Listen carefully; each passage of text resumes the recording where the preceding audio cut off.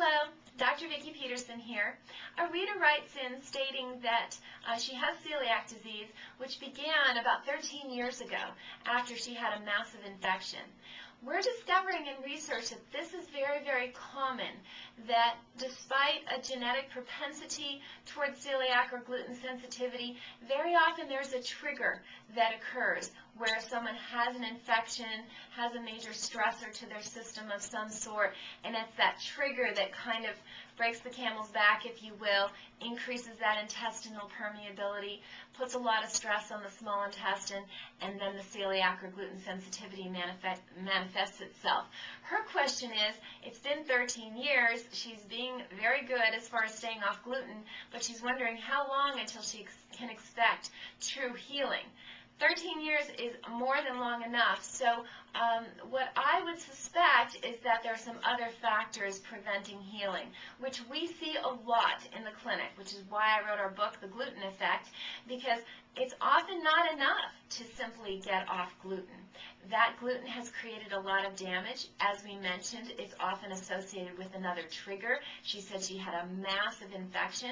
I don't know the specifics of that, but massive is a good enough adjective for me. So what was that infection? Has it been eradicated? Have we retested to make sure it has not recurred? The presence of that infection shows what? That the immune system was depressed. Do we have other secondary infections?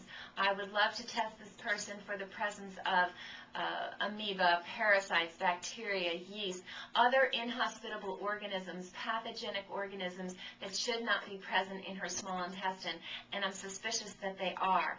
And do realize the presence of these organisms will prevent the healing that you're so striving for by staying off gluten.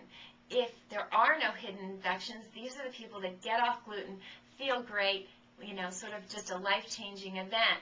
But the people that get off gluten feel a little bit better, but not completely, then you're usually dealing with something else that's stressing the immune system of the small intestine. So looking for those secondary infections is very important.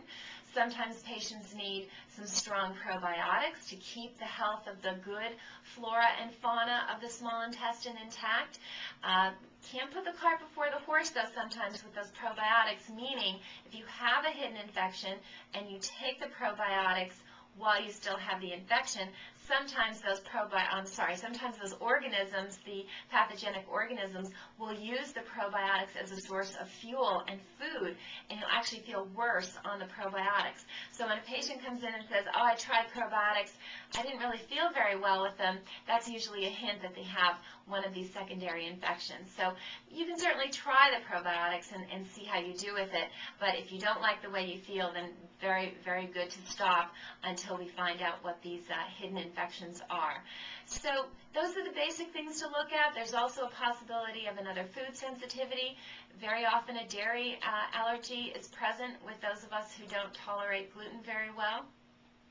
So these are the things that I would encourage this person to look at.